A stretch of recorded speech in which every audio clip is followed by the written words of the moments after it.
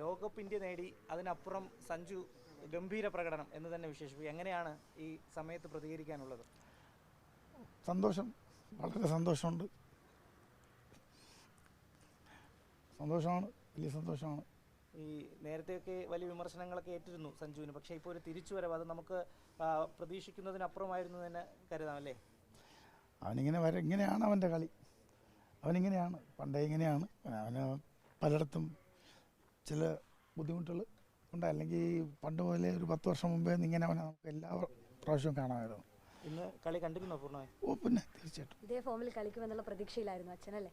അതായത് 2 കളിയിൽ തിരിച്ചു വന്നല്ലോ, ക്വാർട്ടർ ഫൈനലും സെമി ഫൈനലും. അപ്പോൾ 2 കളിയിൽ വന്നപ്പോൾ ഇവരുടെ മുമ്പിലാണ് അവൻ ആദ്യമായിട്ട് തോൽക്കുന്നത്. ന്യൂസിലൻഡ് ഇന്ത്യയിൽ കളിക്കാൻ വന്നപ്പോഴാണ് ആദ്യമായിട്ട് 5 ഇന്നിങ്സും തോക്കുന്നത് അവൻ. അങ്ങനെ ഒരു ദിവസം അവന് വന്നിട്ടില്ല. പക്ഷേ എനിക്കറിയാം ഇന്ന് അവൻ തിരിച്ചടിക്കുമെന്ന്. അത് ഇപ്പോൾ വെളിയിൽ പറയാനില്ല, പലരും സംസാരിക്കുമായിരുന്നു. ഞാൻ ആരോടും ഒന്നും മിണ്ടില്ല. നമുക്ക് നമ്മുടെ പ്രാർത്ഥനയും കാര്യങ്ങളും ഈ അട്ടഹാസങ്ങളൊന്നും നമുക്ക് പറ്റില്ല. പക്ഷേ ഉള്ളിൽ എൻ്റെ മകൻ തിരിച്ചടിക്കും, അതെനിക്ക് പക്ക വിശ്വാസമാണ്. കാരണം അവൻ 5 അടി ഏറ്റു, അവരടിച്ച് അവനെ ഇല്ലാതാക്കിയിട്ട് പോയി. ഈ വേൾഡ് കപ്പിൻ്റെ പ്രോഗ്രാമിൽ പോലും അവനുണ്ടാകാൻ അവസരമില്ലായിരുന്നു. അത്തരത്തിലാണ് അവരുടെ കയ്യിൽ നിന്ന് അവൻ അടി കിട്ടിയത്. ഒരു പ്രതികാരം തന്നെയാണ്. പ്രതികാരം അവൻ തീർക്കണം. അതാണ് സാംസൻ്റെ മകൻ. അവൻ തീർക്കുമെന്ന് എനിക്ക് ഉള്ളിൽ വിശ്വാസം. ഇപ്പോൾ നിങ്ങൾ പറയും സംഭവിച്ചതുകൊണ്ട് പറയുന്നു എന്ന് പറയും. ഈ പക്ക വിശ്വാസമാണ്. അവൻ ഇന്ന് അത്രയും സൂക്ഷിച്ച് കളിക്കും. ആ ഫസ്റ്റ് ഓവർ അവൻ കളിച്ചാണ്ടല്ലോ, 3-4 ബോൾ ഡിഫെൻഡ് ചെയ്തു അല്ലേ? അവൻ ഇവരെ അടി കൊടുക്കണം. അടി കൊടുത്തില്ലെങ്കിൽ അവൻ ക്രിക്കറ്ററല്ല, അവനൊരു ബാറ്ററല്ല. കാരണം 5 ഇന്നിങ്സ് അവൻ അവരുടെ മുമ്പിൽ പരാജയപ്പെട്ടു. ഇന്ന് വരെ അവൻ 13 വയസ്സിൽ തുടങ്ങിയതാണ് ക്രിക്കറ്റ്. കേരളത്തിൻ്റെ ക്യാപ്റ്റനായിട്ട് 13 വയസ്സിൽ തുടങ്ങിയാണ്. ഇന്ന് വരെ അവൻ ഇങ്ങനെ ഒരു ദിവസം കണ്ടിട്ടില്ല ന്യൂസിലൻഡുമായിട്ടുള്ള. അപ്പോൾ ഈ വേൾഡ് കപ്പിൽ അവൻ ഉണ്ടാകുമെന്ന് എനിക്ക് വിശ്വാസമില്ല. ഈ വേൾഡ് കപ്പിൽ അവൻ ഉണ്ടാകാൻ ചാൻസ് ഇല്ല. അതാണ് എൻ്റെ അവനെ വെളിയിലാക്കുമെന്നുള്ള. പിന്നെ പെട്ടെന്ന് ഞാനും ഞെട്ടിപ്പോയി. ഈ വേൾഡ് കപ്പ് സ്ക്വാഡിൽ അവൻ ഉണ്ടെന്ന് പറയുമ്പോൾ ഞാൻ ഞെട്ടിപ്പോയി. കാരണം 5 കളി ഫെയിലായ പിന്നെ അവനെങ്ങനെ ഒരു ടീം മാനേജ്മെൻറ്റോ കോച്ചോ ക്യാപ്റ്റനോ ടീമിൻ്റെ കൂടെ കൂട്ടും? അപ്പം ഞാൻ ഒരു കാരണവശാലും അവൻ ഉണ്ടാവില്ലെന്ന് വിചാരിച്ച്. പിന്നെ ടീമിൻ്റെ കൂടെ പോയി എന്ന് എൻ്റെ വീട്ടുകാരി ഇടയ്ക്ക് ചോദിച്ചപ്പോൾ വീട്ടിൽ വന്നോ ഞാൻ ചോദിച്ചു ഈ കളി കഴിഞ്ഞപ്പോഴേ. അല്ല, അപ്പോൾ എൻ്റെ ശ്രീമതി പറഞ്ഞു ഇല്ല ചേട്ടാ, അവൻ ടീമിൻ്റെ കൂടെ പോയിട്ടുണ്ടെന്നോ. ഒരവസരം കിട്ടി, അവൻ അവസരം മുതലാക്കി, അവൻ തിരിച്ചു വന്നു. നമുക്ക് നമ്മുടെ സഞ്ജു തിരിച്ചു വന്നു.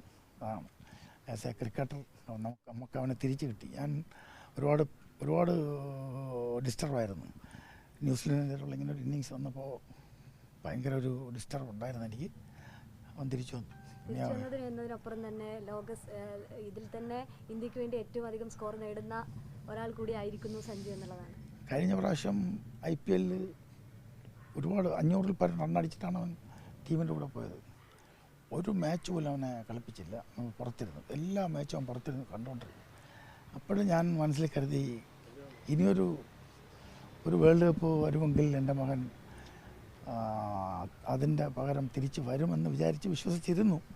പക്ഷേ ഇപ്പോൾ ഈ നമ്മുടെ അവൻ്റെ പൊസിഷനെടുത്ത് മാറ്റി, ഏഷ്യ കപ്പെന്ന് പൊസിഷനെടുത്ത് മാറ്റി ഇങ്ങോട്ടിട്ട് അവനെ ഡിസ്റ്റർബാക്കി.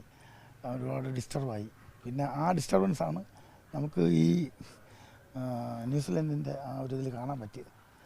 പക്ഷെ അത് കഴിഞ്ഞ് ഇപ്പോൾ ഇങ്ങനൊരു അവസരം വന്നപ്പോൾ അവനത് പ്രൂവ് ചെയ്തു. അവനൊരു പ്ലെയറാണ്, അവനെ കൊണ്ടും പറ്റും. പലപ്പോഴും എല്ലാ സമയത്തും സഞ്ജു പറഞ്ഞിട്ടുണ്ട് എൻ്റെ സമയം അതുണ്ട്, ആ ഒരു സമയത്തുള്ള അവൻ കൊടുത്താൽ അവൻ പണ്ടേ സമയമായിരുന്നു. അവന് സമയം കൊടുത്ത അവൻ പണ്ടേ അവൻ സമയമായിരുന്നു. ഇത് കഴിഞ്ഞിട്ട് വിളിക്കുന്നുണ്ടോ ഇപ്പോഴെങ്ങനെ? എന്ത് വിളി, ഇത് കൊച്ചു മക്കളാണ്. ഒരു വിളി പണ്ട് ബാല്യത്തിൽ ഓരോ സെക്ഷനിലും വിളിക്കും. മെച്ചോടായില്ലേ, മക്കൾ വളർന്നില്ലേ, നന്നായിരിക്കണം. വിളിക്കും, സംസാരിക്കും.